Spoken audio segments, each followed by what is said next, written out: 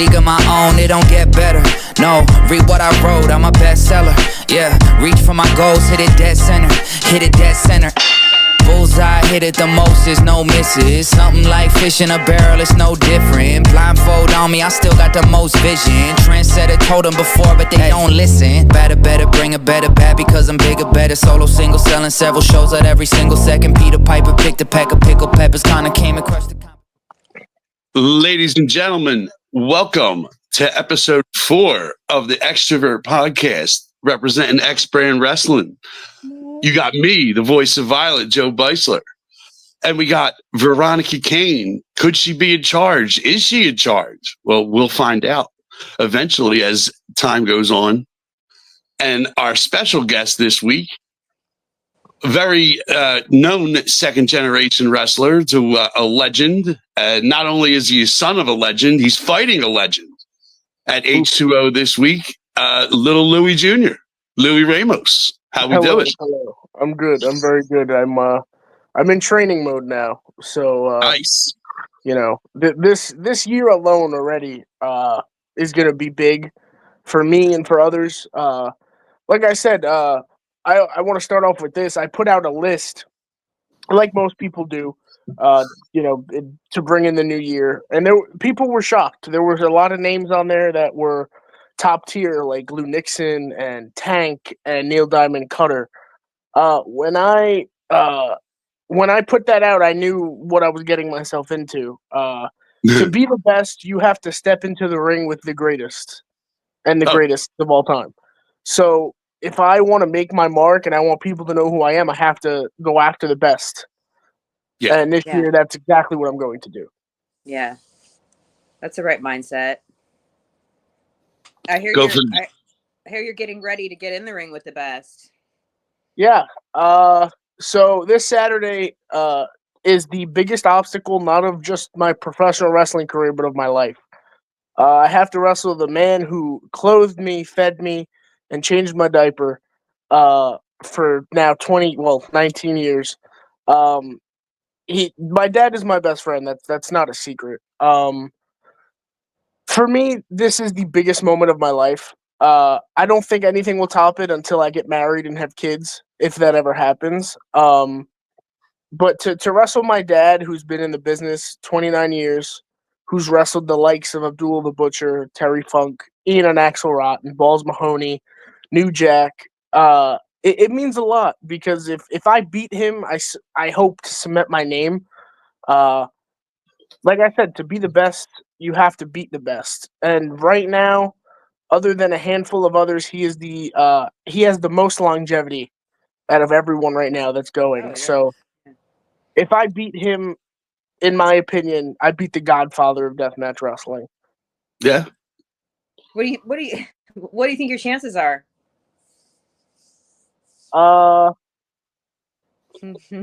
Here's the problem, and it's not a secret.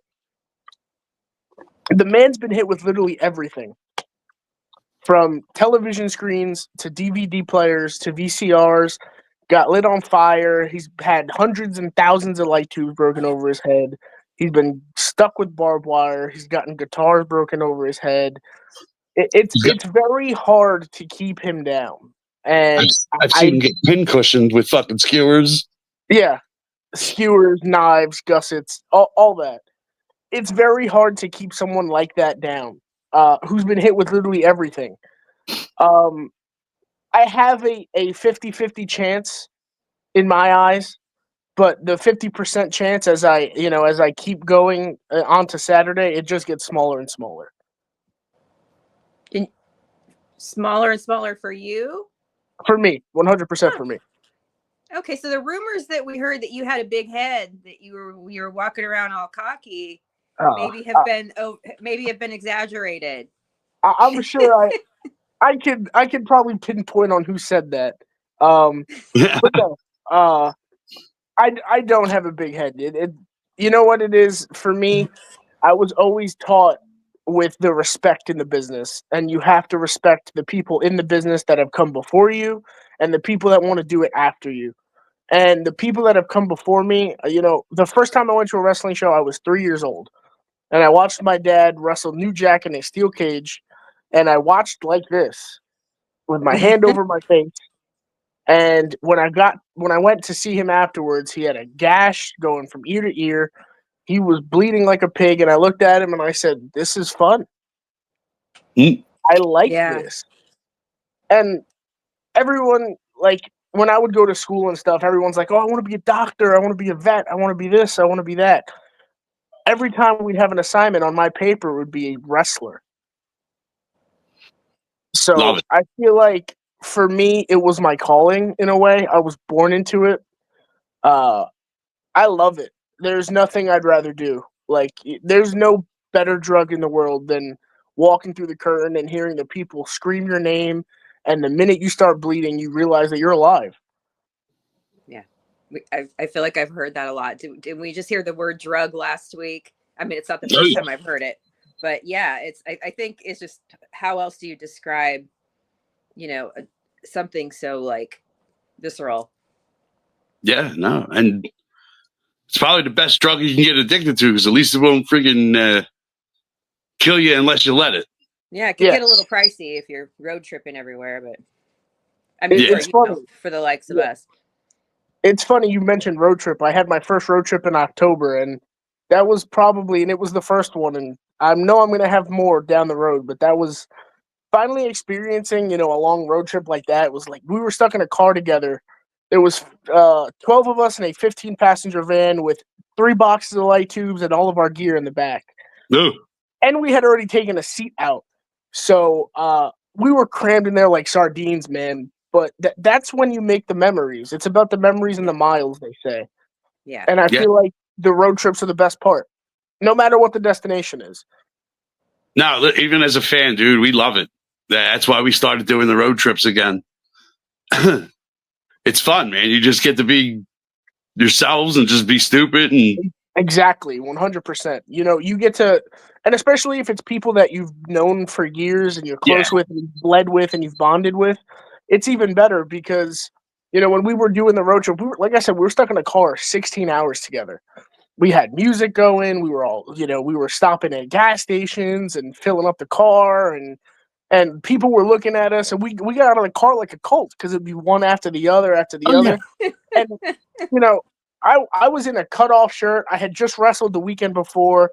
I had gusset holes that still weren't healed. We all know what Anthrax's head looks like. Stretch is a madman. We were scaring the people as we were driving through like Virginia and shit like that. But that's what you remember about it. Even if you're in a match for 5 minutes, it's about what you do on the road trip that really matters. Yeah, that's where you make the memories. Yeah, 100%. My closest thing to road trips was back in the day coming to Philly, doing the XPW, doing the East Coast shows in Philly.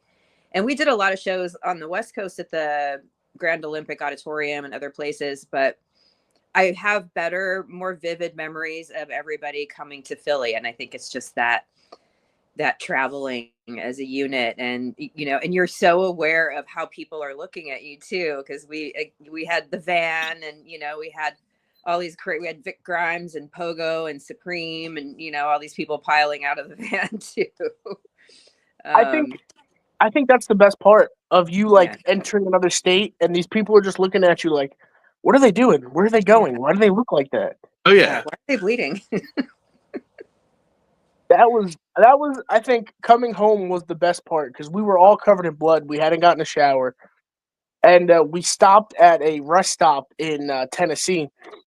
And there was a couple people in the bathrooms or whatever. We all went into the bathroom. And there was a stray dog just running around. And I always remember the one gentleman, he walked up to me and he said, "Do you need help?" I'm like, "No, why?" He's like, "You have red in your hair." I'm like, "Yeah, it's blood. I'm okay." And he just kind of looked at me, gave me a nod, and walked away. I feel you, man. You're like, we all need help. That's why we all love it. We're all a little sick in the head a little bit. Yeah. 100%. 100%. Because I don't think a normal person would walk around on an average, day and go to his 9 to 5 and then hit somebody over the head with a chair. It just doesn't, to a normal person, that doesn't make sense. Right. Yeah. No. But to us, it's like, yeah, that's a regular Friday, Saturday, and Sunday. Exactly. And they're going, they're saving up for their trip to Europe. They're off in Europe for 2 months or 2 weeks out of the year or something. And, Joe's got the car full of boys going to 12 different cities. And, like that's your European vacation, basically. Yeah. Hey, we got women. Okay. We don't I segregate. throw the girls in with the boys. It's like, We don't, dude. we don't segregate. Well, everybody's allowed on the hoe train. The dudes. Yeah, dude. Like I said, man, we had the 2 road trips. We already got 2 more planned. I love it, man. I love bringing people. I love having new people experience like this silliness. I think for me that was the funnest part, was being the guy on the trip that hadn't really done a road trip. Yeah. And I'm sitting there in the passenger seat, John Hammer's driving, everybody's behind me, and I'm just staring out the window, and I'm like, oh, there's Virginia, oh, there's this one, oh, there's that one, because I was always a homebody. I never really left New Jersey or New York or Philly, unless it was to wrestle. And I had my senior trip to Disney. We went to Disney in Florida, and we took a plane, and I'm sitting between 2 random people. I have no idea what's going on. I'm watching wrestling on my phone, and they're just kind of staring at me. And I'm like, yo, I hate this. Yeah. It's not fun when you do it with random people. That's why I think it's better to drive places than take a plane, in my opinion. Yeah. Yeah. If you got the time and you're comfortable or somewhat comfortable, at least. Bring a blanket. Like I said, we bring like 6 or 7 people and split it all up. It winds up being a ton cheaper than flying. Yeah, Oh, 100%. Yeah. Yeah, I mean, especially with the goofy friggin' times we got with all this damn, what we got to spend, where we got to spend it. It's a lot better than, you put up like 60, 70 a piece and you're covered for the whole weekend. Yeah. Well, especially with as many shows as there are. I mean, yeah. Within there's shows everywhere. Yeah. Yeah, that's, like I said, I don't call it oversaturation. I call it, random selection of fun. You just got to find the right shows. Yeah. Yeah. I feel like in New Jersey we're spoiled in a way, because I feel like there's a show every weekend. I feel like. Yeah, we've been saying that for years, that the East Coast, especially this area, Jersey, Philly, and New York, we're spoiled as hell. 100%.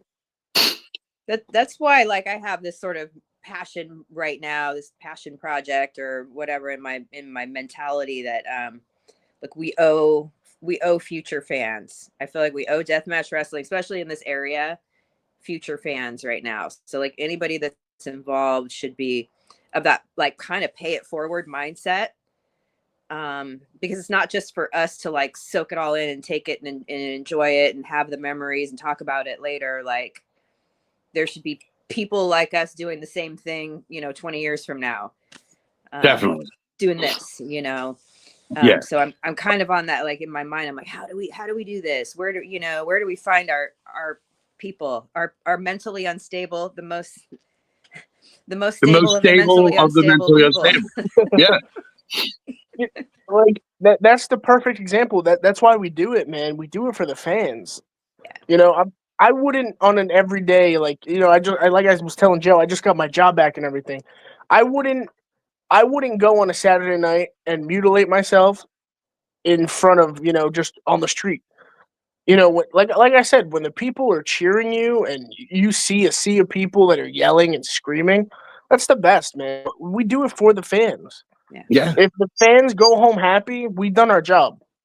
Yeah.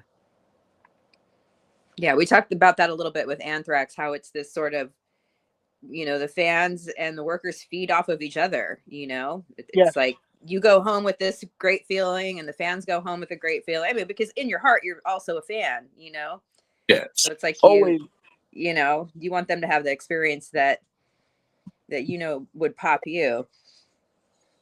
It's That's why, like, that's one of the reasons why I prefer places like X-Brand, like H2O, where at least 90% of everybody leaving is smiling and talking about the show, and that's what you want. Yeah, that's the goal, 100%. I remember the first, like I said, the first independent wrestling show I went to was that one, but I went to a WWE event. It was I was like 4 or 5. It was in like 2009 or 10, and I remember it didn't feel like an independent show. It was very different. Yeah, They don't compare. Everyone says, "Oh, you got to be mainstream." My goal in life was never to main event a WrestleMania. My goal in life was to, oh man, that deathmatch tournament, I want that trophy. Oh, that deathmatch title, I want that title. It for me, it's never been I want to wrestle on TV. Would it be nice to one day, hopefully, when I get myself in better shape and I further myself into my career, would it be nice to wrestle on TV? 100%. But it's never been in my book like I have to do this. I need this or I'm not complete. Everyone's dream goal is to travel the world. yeah, Australia, Japan, Mexico, Canada. That's my goal at the end of the day. It's not to wrestle in AEW or WWE. Would it be nice? 100%. But for me, I want to give the fans everything I can while I can. yeah. Right. Right. No, you were brought up by a good one, because that's a great attitude to have. It's crazy, man, because my dad was, it's no secret, my dad was trained by Homicide, and when I was young, me and Homicide would like throw punches at each other and fight with each other at shows, and then as I would tell him, hey, this is what I want to do, he would always help me. I can never say, oh, this one never helped me, that one never helped me. If it wasn't for Matt Tremont, I wouldn't be wrestling. We wouldn't be sitting here having this conversation. I'd still be the same fan that sat at shows and cheered, and I helped out here and there. But if it wasn't for Matt Tremont, I would have never stepped in the ring. And that's neither here or there. That's the God's honest truth. If it wasn't for Matt, Elaborate on that a little bit. What did Matt do? Matt trained me. Just the training part and getting behind you. Matt saw in me that I was willing to do anything, and Matt helped me and opened the ring to me and would get in the ring with me and teach me how to do things right. Without Matt allowing me to do, first starting off ring crew like I did, for GCW and all that, and then letting me get in the ring and train, I wouldn't be who I am. We wouldn't be having this conversation. Nice, good. Well, he's like I thought. People again that know me know he's one of my favorite, not just wrestlers, just human beings. And people have their opinions, whatever they want to talk about with Hammerstein. Just know that the moment, not only did they give Matt a great moment of winning the titles at Hammerstein, I don't know if a lot of people noticed that when the show started, everybody was introduced except Matt. Mm-hmm. They let Matt have the only introduction on the actual main show. Yeah. Which was pretty fucking cool because you had Hammerstein singing fucking Journey. The whole place went wild. Wow. You know what I mean? And then, a great culmination of a guy that, again, sometimes you got to think, without Tremont, there might not be a GCW as big as it is, because he was their champion for, their first year of really blowing up. Yeah. Everyone will say it, and again, I'll say it firsthand. That man, 17 years ago when he started and made his debut at CCW, put the genre on his back. Yeah. If you go and look at it, not many people were around back then. Brain Damage had passed away. JC Bailey passed away. Pondo had slowed down. My dad retired. Once he had my sister, my dad stopped wrestling for like a year and a half and only did like 2 or 3 shows a year, and they weren't death matches. Right. People don't realize, my dad was doing technical wrestling, at that time. Matt Tremont put the genre on his back and ran with it and resurrected it to what we know now. Yes. If you look at it, the first, they say the first generation, was in Puerto Rico, Carlos Colon, Abdul the Butcher, and then you give it to Madman Pondo and Nick Gage and Toby Klein and my dad, and then now you have the guys like Murdoch, Alex Colon, the Bev. And then I always wanted to say, hey, I want to be the future now. It's my goal to be in a new tier with Anthrax, Stretch, JB, myself, Brack. That's always what you inspire. You always want to start a new revolution. Yes, I love it. Like I said, the future. I look at the future right now, and so far so good. You know what I mean? We ain't going nowhere. No, the future right now for deathmatch wrestling is you can see it through a telescope in the sky. It is as bright as the star. Yeah, because you even got breakouts coming from like the backyards and shit, dude. Like it's not just oh, you're just a backyard guy. Like there's actual backyard guys with talent now. If you look at it, you got Dr. Redacted, who in my opinion is a fucking star. You got a lot of the TWE crew, Jameson Shook, Anakin Murphy, Aaron Wade, Cody Manhorn. Yeah, Cody. Again, and it's not just death matches. You got to look at it. Austin Luke, Marcus Mathers. No, dude, hybrids, and they're good at it. And I trained with them, and they helped teach me as well. So I hope one day to see those guys on my TV screen, because those guys fucking deserve it. Oh yeah, like you said, you bring up Marcus Mathers. I mean, shit, he's on WWE's friggin' radar, and he still had a death match with Cruel. Yeah, well, dude, that match was amazing. Another one, Cruel's another one who is fucking insanely talented in the ring, and that man is fucking huge. He elbowed me in the face, and I thought I lost my teeth. Yeah, no, he's got the psychology down. He's got the crowd work down. He's evolved big time, because everybody probably knows his name. I won't drop it, but I've seen him before he was Cruel, and he wasn't bad, but he didn't have nowhere near the character work and the ability that they had to grab an audience and get their attention. He didn't have that then. Now, he developed into an awesome character. 100%. And again, it's not just everyone's like, oh, the American scene is great. You look at your European deathmatch star, Lou Nixon, Big Joe, Iceman, Jack, B.A. Rose, and then you look at Japan with Toro and Ito and Kobayashi, Kasai, Takeda. Those are other ones that paved the way for us, man. Kasai has been wrestling like 20-something years by now. I seen that motherfucker in fucking Delaware back in the day. With Nick Mondo. If you look at the world map, there's talent everywhere. Oh, yeah. Everywhere. Oh, yeah. In Australia, New Zealand.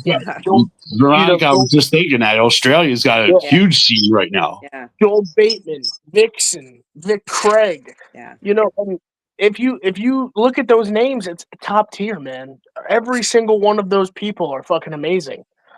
Yeah. It's funny. I started that little girly group, fan group. I just thought it would be cool that when we go to shows, there's such a minority of women or just non-men, whatever you want to call it. That it would just be kind of cool to be like, hey, at least if maybe we say hey to each other here when I see you at a show, we go, maybe we get a picture together. It's better just build a little community. It's kind of, I'll be honest, it's pretty quiet there. There's no we don't argue and whatever. And I think most people are just kind of there. I don't know, as maybe part of the community. But my point being, it feels like outside of a couple of us, the most active women in that group are from the UK and Australia. They're massive fans, and they're more into it and talkative about it and excited about it or whatever. I'm like, this is cool. This is interesting. Yeah, because I mean, listen, it's not just a guy thing. It's a people thing. No, right. Women should never be afraid to speak up and give their opinion on wrestling. I like I said, when you started that group, I thought it was a great idea. I told you that off. What's the worst that can happen? Yeah. But I just that was just something that stuck out to me. Was it the international fans seem to be? They're just really buzzing basically with enthusiasm. Nice. It's cool. It's really cool. We need more. Like, I don't know how to reach out to like more internationally. Like, we should have international. You know, why don't we have some Japanese ladies and some Mexican ladies? And I think we do have some Canadians maybe in our group. No. Forgot Canadian. There's like a Canadian scene, right? Yeah. Oh yes. 100%. IWS is basically the biggest, but there's a couple up there. I know Tara Zepp is starting one. And Cheese is up there. I think I saw yesterday there was a promotion running in Canada with Hardcore's on there. That Kyle will be there. Neil Cutter will be there. Green Phantom, a Canadian deathmatch legend. Yeah. He was just in Japan. Yes, he was. I don't know if people remember, but a man by the name of Viking, man. That was one of the best. I love Viking, man. One of the best to come out of Canada, 100%. Yeah, dude, he was integral in the beginning of the Hal days, man. He was good. 100%. He, I think the first time I saw him, he wrestled Marcus Crane at our first GCW Christmas show we did. Yes, he did. Him and Marcus put on a clinic that day. It was amazing. Yeah, then I know he fought Danny at a show. Yes, that was the Viking funeral match. Yes, it was. He wrestled who? I think he wrestled Jimmy Lloyd. He wrestled Schlack one time in Howell. Yeah. The first TOS, he wrestled Murdoch. Yes. Trying to think. And then, like, I remember a couple times people were going to bring him back, but then something always happened. Yeah. But yeah, Viking was definitely a good one, man. I wish more people got to see him live. He was great, man. He was an awesome dude. Great in the ring. Told a good story. And like I said, we brought up Australia. That's another funny thing with Tremont winning belts. He's the Deathmatch Down Under champion still. Yes, he is. Yes, he is. My man's collected belts going everywhere now. That's right. Love it. Tournament, yep. Like I said, I can have shows. I can have just a podcast about Tremont and talk for hours. I mean, awesome. You know, and the best is like he knows all the people that really care, and it's fucking awesome.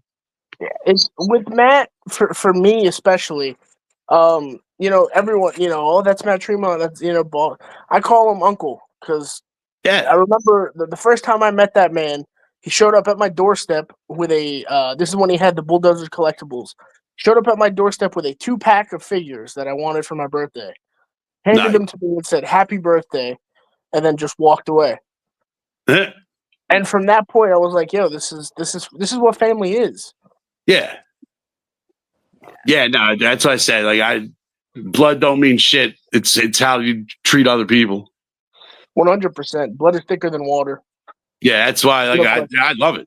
You know what I mean? And everybody asks, like, yeah, dude. It took me.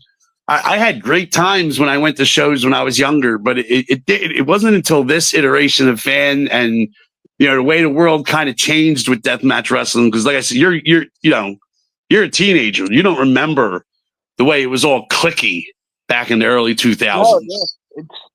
It's like, crazy. It was like you were with your friends, and that was like you went to the show with the people you went to, and that was it. Now, like a big family get together. 100%. People all the time like, oh, you're like 25, right? No, I'm nowhere near. Well, I'm close to it, but I'm not even 20 yet. Yeah, nah. So everyone's like, oh, but so then you don't know about the old school CCW. That's where people are wrong. You know, I've done my research. I've done my tape study, as people say. I've watched film. You know, deathmatch wrestling has evolved so much. I feel like and if you look at the first TOD, Sick Nick Mondo, Wife Beater, Ian Rotten, and then you look at the most recent TOD, Mickey Knuckles, Big Joe, Danny Darko. The talent just keeps evolving by the second, and you know that people are like, "Oh man, you know, don't you feel like a misfit? Do you fit in?" I do fit in because, in a way, I've always loved it, no matter what. Yeah, and I'll continue to prove that I belong until someone says, "Hey, you belong. You're in." I think you're in. Yeah, I was going to say you're pretty much in. But I like, I hear you know, I hear you on you got to still prove yourself, and you're doing that. And we already brought it up, but this weekend is a big one, so Yeah, you got to step up to the plate, my man. This weekend is, like I said, the biggest for me. February 15th. Again, like I said, I put out a list. JB was number 2 on the list, and for me, that happen. This is the biggest match of my X-Brand career. I wrestled Atticus Reigns. I've wrestled Chondo. I've wrestled Jimmy and Roman 5-0. This is the biggest X-Brand match I've had to date. You and JB, yeah. JB about this one. He's an amazing talent who, he came to H2O, I think 2 or 3 years ago. When I first met him, he was an awesome guy. I didn't really know who he was. And then, like I said, I evolved to grow. Me and him have had many conversations. He helped me out a lot with a lot of things. Like I said, the road trip together that me and him took. I love JB. But my goal for X Brand, Anthrax is my brother, but I want the gold, man. Yeah. I want the gold. Well, you wouldn't, like that. You wouldn't be, a desired talent if that wasn't the goal. If you were just like, "Hi, I'm happy to be here," that's nice and all, but. And can I be in one of the early matches so I can go home early? JB's my brother. I love JB to death, but that day I have to show him who I am, and I have to be him. I have to. You better. Listen, you got to show them all, man. Yeah, I'm ready. I've been watching a Ramos, half my life. Let's go for the other half. So, speaking of Hammerstein and our girl Danny Lee. Yeah. She had the signs. Oh yeah. I was right next to her. She was only like 3 seats down from me.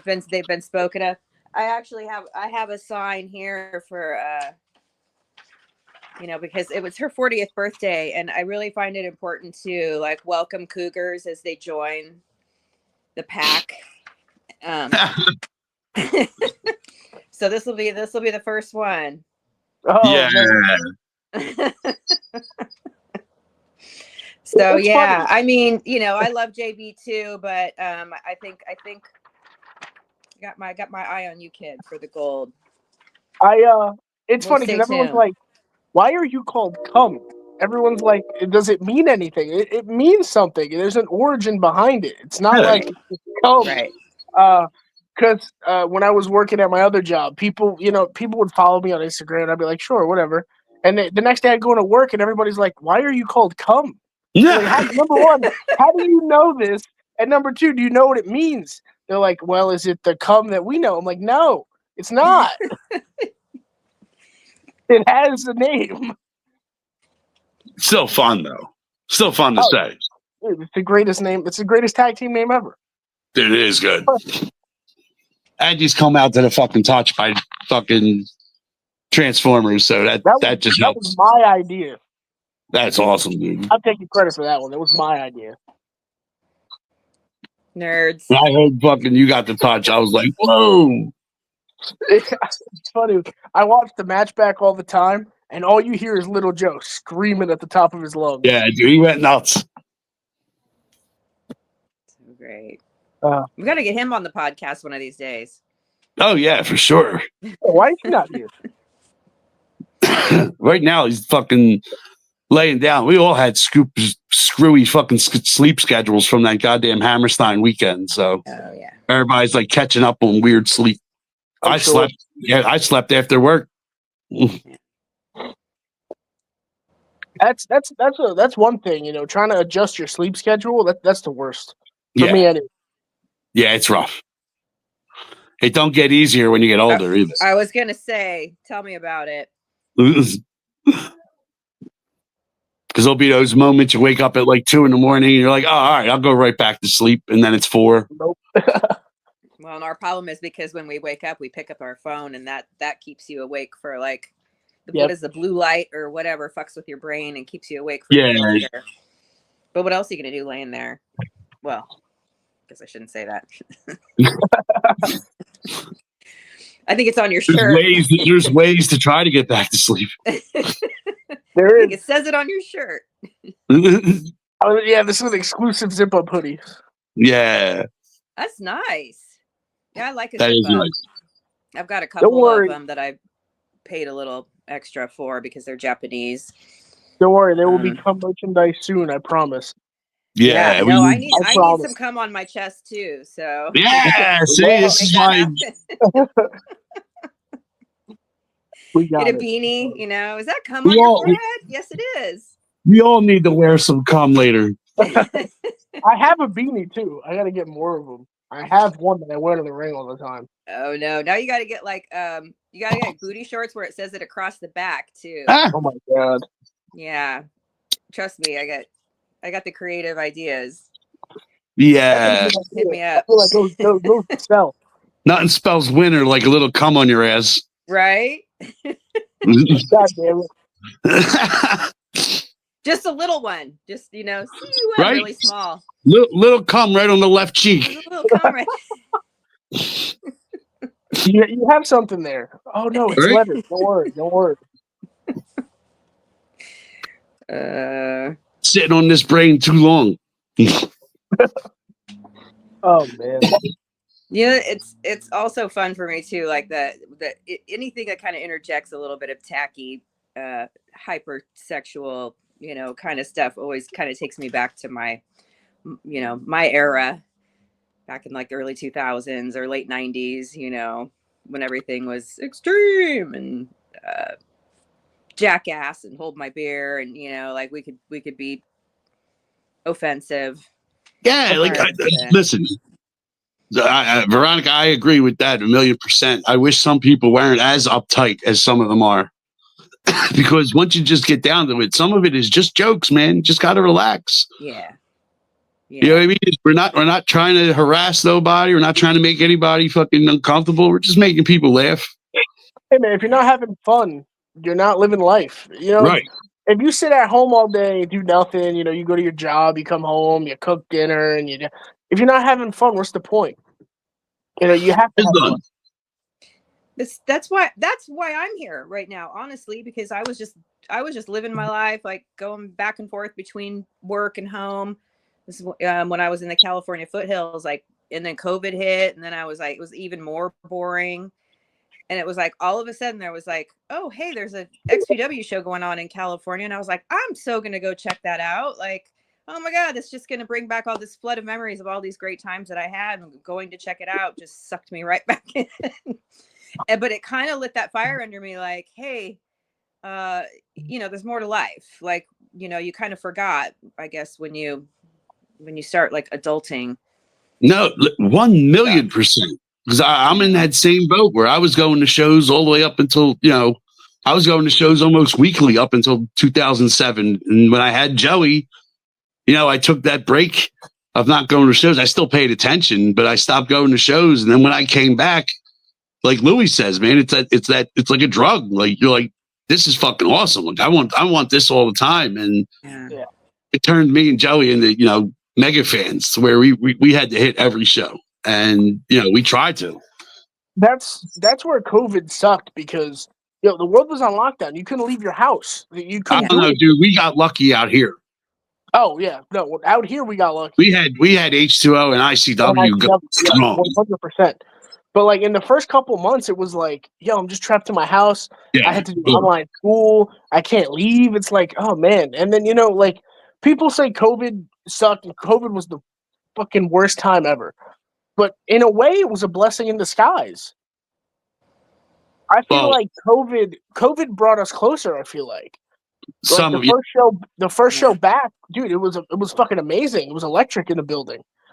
Yeah, and people kind of needed just reminded people of what it was, of what it's like to party together and be together and celebrate, your humanity. Yeah, I forget the name of the first H2O show back that we did after COVID, but man, yeah, that was awesome. And then like the first ICW show after COVID was the drive-in. Yeah, the drive-in. And that was amazing. that's one of the greatest times any of us had. Like, it was like, you know, people talk about that show to this day. Not only was the show great, but the atmosphere was just, you needed it. Everybody was pent up and frustrated. Yeah. No, that sounds, I mean, anytime I hear about that show, I'm just like, yeah, I can only imagine, you know, how great that felt. Just knowing how like isolated, you know, that we've been. Uh-oh. We lose Louie. Nope, I'm good. Let me fix it. Hold on. Louie had to jerk off real quick. No. All this talk of cum. You know, it's funny. They talk about, well, it's not funny, but they talk about Philly being kind of like a, drug tourism, you know, like people come here, you know, to get the shit, right? Well, the Walmart of heroin is on Lehigh Avenue. Okay, and like I feel like I came to Philly like for kind of the same reason, except it's like where's the good, like where's all the good Deathmatch at? Yeah. I got to go to the grimiest, dirtiest, you know, bloodstained place. The 2 times I wrestled in Philly, it was an adventure. I'll say that. It was it was fun. But it was a fucking adventure. I remember getting dressed outside on the sidewalk, and there was like 15 different people just walking by me, and they just kept walking past to see what we were doing. I always remember me and JB were standing in like the back corner trying to get dressed, be discreet, and like people were blaring music, driving by, and people yelling out the window and throwing shit. I'm like, okay, all right. Was that Kensington Palace? Yes. All I had to hear was getting dressed on the sidewalk. Yeah. That sucked. I think that was the worst part. And it was cold too. It had just turned September and it started to get cold out. And we're sitting out there trying to put my singlet on and trying to get dressed, and it was an adventure to say the least. But you know, Philly. So Philly will always have a special place in my heart because the first time I ever went to a wrestling meet and greet was in Philly. It was at a Dave & Buster's. Oh. And I met the Rated R Superstar Edge. And my dad, it was funny, my dad had just teamed with Tommy Dreamer like 2 months prior. And when Tommy Dreamer saw my dad, he grabbed my dad and they were talking. And, you know, it was just like, you got a quick picture with Edge and he signed something and that was it. I stood up and talked to Edge for like 15 minutes at the podium. And if you go back and watch an old YouTube video of Bret Hart on, I think it was Jerry Springer. I could be wrong. You see Edge in the second row asking him a question. Yeah. And it was like, how can you make it in this business? And Bret Hart told him, you know, what to do. And Edge told me, and I quote, the same thing Bret said. If you work your ass off and you put in the time, you will make it. And I've always taken that with me. It's good advice. Yeah. No, I agree. I think, you know, and that's part of like,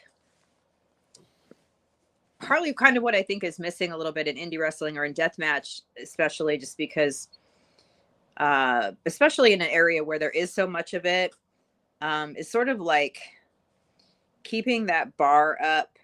And again, because I'm so about like the future of the fans, you know, like we gotta grow the fan base just like we're growing, you know, more new wrestlers.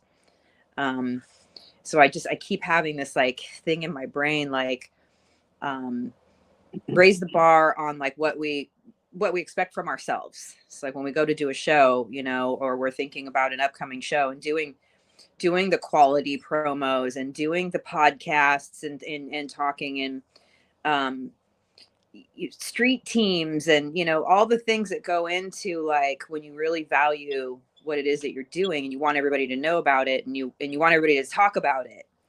You know, it's not just showing up, going over your match, bleeding, picking up your money and leaving, you know? I mean, if that's what it is, like after a while, what is that really? Just redundant nonsense. You know, it's just like for me, I feel like this pride, you know, it's kind of like a big part of my thing with X brand is like, you know, what if we really all put our all into this? Like, what can we do this year? you know, that's kind of just where I'm at with that, with like everybody kind of taking that pride and raising the bar for themselves. And yeah, no, and you know, just to piggyback, you know, one of the good things is, you know, you got a lot of diehard fans that are involved in this, and you know, you would hope that, you know, all those minds coming together, you come up with some great things. Like I said, you know, you've been a big help with that. You know, street teams is a great thing. Flyers, got to get those out. Doing conventions, like you said, you brought up the tattoo convention before. Yeah, we're going there this weekend. Get out there and, you know, promote. You know what I mean? That's the only way you can grow your fan base. Yeah. When you do start talking with people about it, they get interested. Like, you what? Oh, yeah. You know, where do I see that? You know, where do I go to see that? I'm like, oh, this little place. Usually, this little place over in New Jersey. Where now will be in what? Marcus Hook. Yeah, Marcus Hook at the boxing gym, I think is what it's called. Yeah. Yeah. Should be interesting. Yeah, it'll be a fun, violent party like we always love to have. Yeah. But I don't know, man. I've never fought in a boxing gym. So it'll be an adventure. Welcome to 2025. We'll fight anywhere. Yeah, no, 100%. That's no, it's 100% true, because people will be like, "Oh man, blah blah blah blah," but yo, to give the fans a show, we'll fight anywhere. Yeah, we'll fight anywhere. And I mean, it's always bloody in Philly. Like, I mean, yeah, it's a little bit outskirts of Philly, but like, to me, it just reeks of like Rocky and boxing, and you know, the struggle. You know, and like you said earlier, you put in the hard work, you put in the time, you're gonna make it, kid. Yeah, that's the thing. A lot of the X-Brand roster are hungry to get themselves out there. Yeah, and a lot of them deserve it, you know. Yeah. If you look at the X-Brand roster, and I see guys like Jimmy, Roman, JC Extreme, Angel Metro, myself, Brax, Atticus Reigns. You know, people don't realize Atticus Reigns was a CCW original who trained with John Zandig. People don't realize that. Right. Atticus Reigns is a tough son of a bitch. I've been in the ring with him. He hasn't lost a step. And I don't know when the last time he wrestled was, you know, before he came back. He hasn't lost a step. Yeah. If you look at the roster for X-Brand, we're hungry. You know, they want the opportunity. They want to show the world what they can do. And like I said, I'm in the same boat because that's all I've been trying to do. And at the end of the day, if we all come together and put on banger shows, people will want to keep coming back. Yeah. Yeah. And the crowd has gotten bigger, you know, as the shows go on, which is, you know, another good sign. Yeah. It definitely has. Yeah. We're doing I think we're going to see a little bit of, I don't know about rebranding, but more like just relaunching, reintroducing, I think, of X-Brand is a way that I'll put it right now. Because I feel like Justin's kind of indisposed. Yeah, he is. Mm-hmm. You know, I'm getting him to, you know, try to understand some things my way. And I think it's working. I really do appreciate that, you know, I have opportunity to talk about some of the things that, you know, just happen to be strengths that come from working, you know, around cameras and around a TV show. We did it, you know, people don't realize that 25 years ago, we were shooting a TV show, an hour-long TV show just on our own every week. Just meeting up and being like, okay, let's start, you know, shooting promos and putting together this and that. And then, you know, somebody would edit it together and run it to the cable access station on a, you know, Friday night just before they air it or whatever. And I just have, you know, had some ideas, and like, you can't always be heard. You know, you go places and people have their idea of how they want to do things. And a lot of times their ears are closed, especially maybe to a woman or maybe to somebody that they don't really recognize kind of being around or having that, you know, having that value. Yeah. So it's kind of been cool at X-Brand that I've been able to do some collaborating, and, you know, people will listen to things that I'm saying, oh, we should try this or whatever. And people are like, oh yeah, that's a good idea. So yeah, putting minds together And like I said, like this year I think is it. This year we're going to see a new side to X brand that we haven't seen yet. Not that we're going to lose any of the savagery that's been there. Don't think it's just make it better. Yeah. No, I don't see where, anybody would want to, make a detriment of what happened. We're just trying to make everything even better for the people. Yeah. Yeah. Not just the people, for the wrestlers, for the fucking, for the ring crew, everybody just, yeah. Get on the same page and kick ass. Yeah. Like I said, I want to excel in X brand. I want X brand to excel because, like I said, I've been in X brand now for about 6 months, and my time there has been great. I've wrestled, like I said, some of the best, and this year I want to continue doing that. Whether it be the Roman 5-0, JC Extreme, the Hellaware Assassin. Yeah. For me, I want to make X brand something that people are gonna fucking remember. Yeah. And like I said, at the end of the year, Anthrax is my brother, but I want the gold, man. And whether I got to beat you for it, or I got to beat Stretch for it, or I got to beat whoever for it, I'm taking the gold. It doesn't matter. You stay focused. It's really all it is. I like that attitude. That's how you have to be, man. Especially like Veronica said, we're gonna make this shit fucking mean something. Yeah. And X brand's we're gonna take over. It doesn't matter. X brand's going to take over. Yeah. No, I mean, mark my words. People are going to be asking you about working. They're going to be like, "Hey, how do I get hired over at X brand?" It's going to be happening soon. And I think by the end of this house party season, which I'm kind of looking forward to, leveling the house party up a little bit more into a party. We need more dancing at house party. Hey, I'm all for that. Did I tell you I was talking to Rich Swan the other night about Deathmatch dance party? He was joking about we need more dancing or whatever, and he was like, "Yeah, I'll totally bleed. Yeah, I'll come play some music and with glass flying everywhere and bleed." And I was like, "Hi, right? Come on out." It's funny to when you're talking to people and they they're like, "I want to bleed." I'm like, "Oh yeah." Hi, I'm Let's Veronica. go. So you never know. Deathmatch dance party. We talked about doing something like that too at the photo club. I would love it, man. Shit like that is fun, man. Throwing a wrench into not just wrestling, it makes it that much better.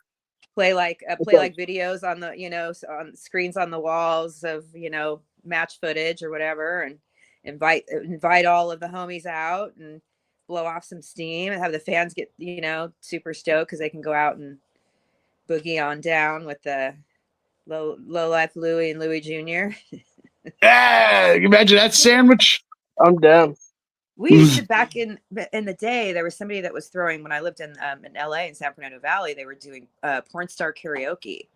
And it literally was that. It was people in the business were going, and it was one night a week where they knew they could go and hang out with a bunch of other people and relax. And obviously the fans were like, porn star karaoke. So, it's like we would kind of grow a weekly following of people that would show up. I'm like, why aren't we doing this? I mean, not porn star karaoke, but maybe deathmatch dance party. Little no ring action in the middle of the dance floor, just, breaks out. Yeah, no. That's why Casanova has a good following, man. He does the good shit with fucking bands, dancers, and wrestling. It's a great mix. Right. Yeah. Appeal to what people want, pay attention, read the room. I feel this year is going to be a big fucking year for everyone. It's the year for people to break out. It's the year for people to fucking put on the work boots and go to work. And I'm ready, man. I see what people are doing, and like I said, the bucket list is the goal. To clear all the names off by the end of 2025. There's a lot of people that weren't on there. Like Dr. Redacted. I would love to tangle with Dr. Redacted. That's a dream.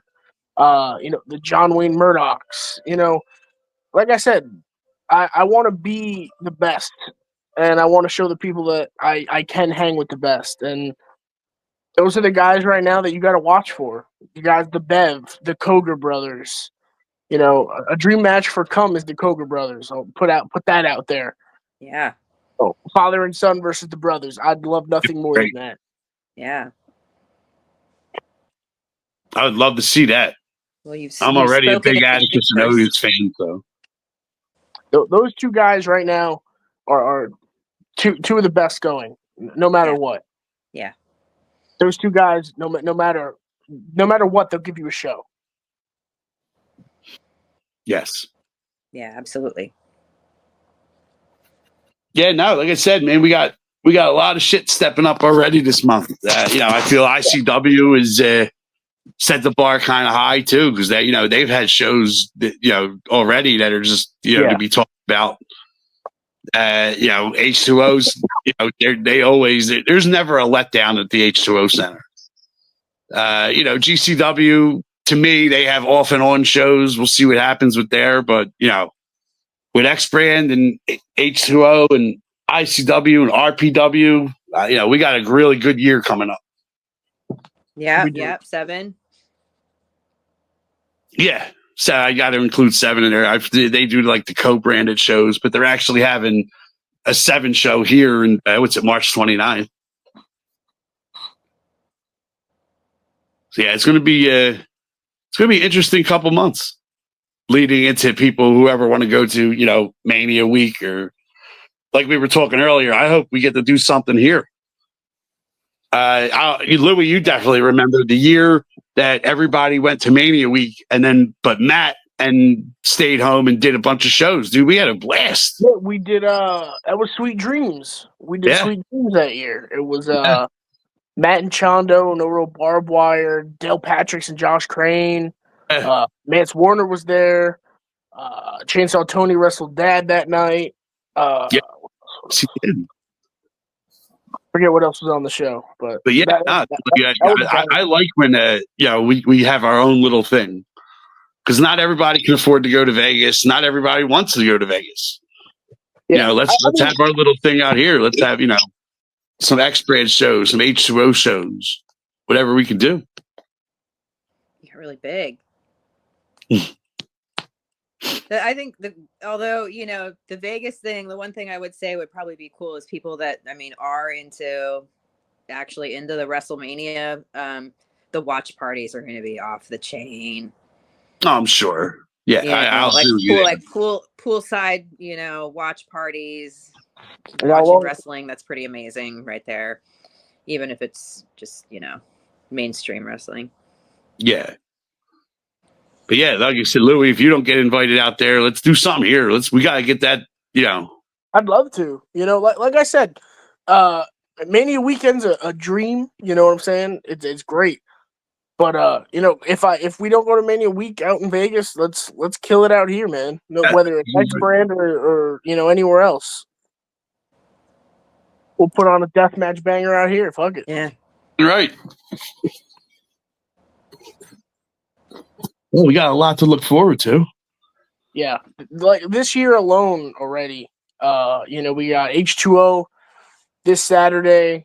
Then Pro Wrestling Junkies is running a show on Sunday. Then February 8th, we present Hardcore Kingdom 8. Yeah. Right. Then February 22nd, we're right back at the center with Control. February 15th, we got X Brand. Yes, you do. So February is a stacked month already, and that's only the second month in the year.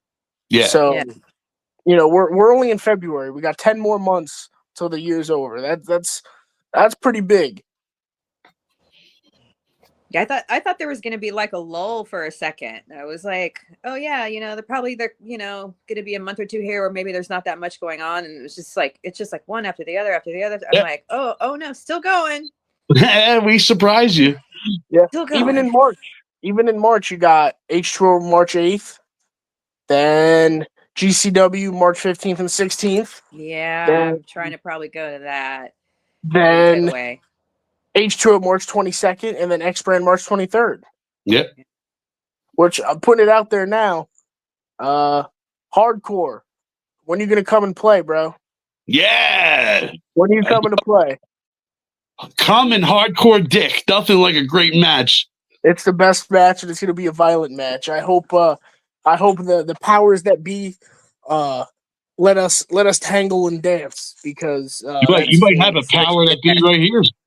Like, I see what you did there. Yeah, So he better bring someone with him, though. He better bring his crew. Hardcore is another one where so much potential, man. Hardcore has stepped up, and he's at the top of his fucking game. Yeah. And I see nothing but big things for Hardcore. Oh man, I remember, I even told him like when he first started getting his name around, people were talking shit like, oh, he's nobody. I'm like, watch, dude, watch. I'm like, just watch. And now the dude's all over the place. People surprise you. Yeah. Oh yeah. People surprise you. Yes. But like he was one, like, not saying I know shit, but like I don't know. I just knew from the gate this dude was gonna be, something. He's fucking, he can hang with the best, and he's violent, man. Yeah. Yeah, and he's like, he seems so nice, when you talk to him, that like he kind of catches me off guard when he's like aggressive like that. Yeah. I was like, oh, 100%. that's right. I forgot you guys are fighters. Like, yeah, which is good. That last show when he got a little crazy with the ref and stuff, I was like, hey, yo. Sometimes you gotta have to let the ref hear it. Yeah. Yeah, sometimes you do. But yeah, no, like, so I'm looking forward to this upcoming year. Louie, got anything left you want to put out there? Like I said, man, support X-Brand Wrestling, support H2O. We got a lot of shit coming up, and like I said, we're gonna just keep shocking the world no matter what. It's 2025 is gonna be a big year. It's gonna be fun. It's gonna be a party.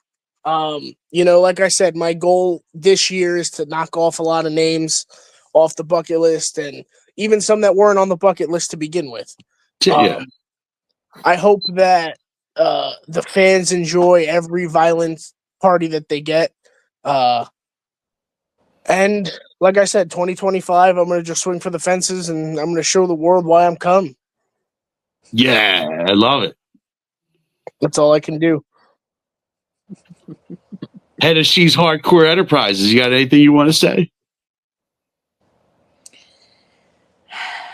How many weeks do we have until the X-Brand show? Three now? 3, yeah. Okay. 3. Yeah. So next couple weeks here, we're gonna talk about a couple other matches that we haven't really gotten into. Maybe we can drag on, see who we can drag on next week. But this was awesome. Tell me again. Okay, for those who don't know, tell me again what CUM stands for. Completely Unstoppable Machine. Okay, I knew what it stood for. I just wanted you to say it because it just, in case my mom watches this, I wanted to know what we're really talking about here. And you absolutely seem to be exemplifying that. I try. Yeah, I mean, unstoppable. Damn right. Well, people, Deathmatch Wrestling is alive and well. It was a pleasure having you on, Mr. Louie Jr. It was a pleasure. I'll do this any day and twice on Sunday. Awesome, brother. I'll see you this weekend. Yes. Take care, guys. Have a good one. Ladies and gentlemen, this was X-Trovert, episode 4. Thank you for tuning in.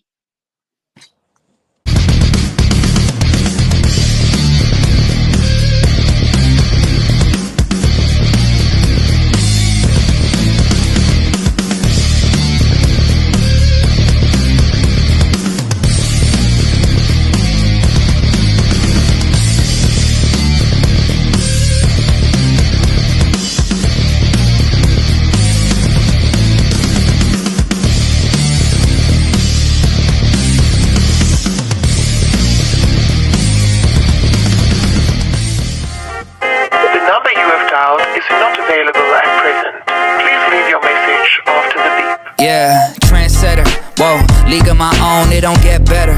No, read what I wrote, I'm a bestseller. Yeah, reach for my goals, hit it dead center. Hit it dead center. Bullseye, hit it the most, there's no misses. Something like fish in a barrel, it's no different. Blindfold on me, I still got the most vision. Trendsetter told them before, but they don't listen. Better, bring a better bad because I'm bigger, better. Solo single, selling several shows at every single second. Peter Piper picked a peck of pickled peppers, kinda came and crushed the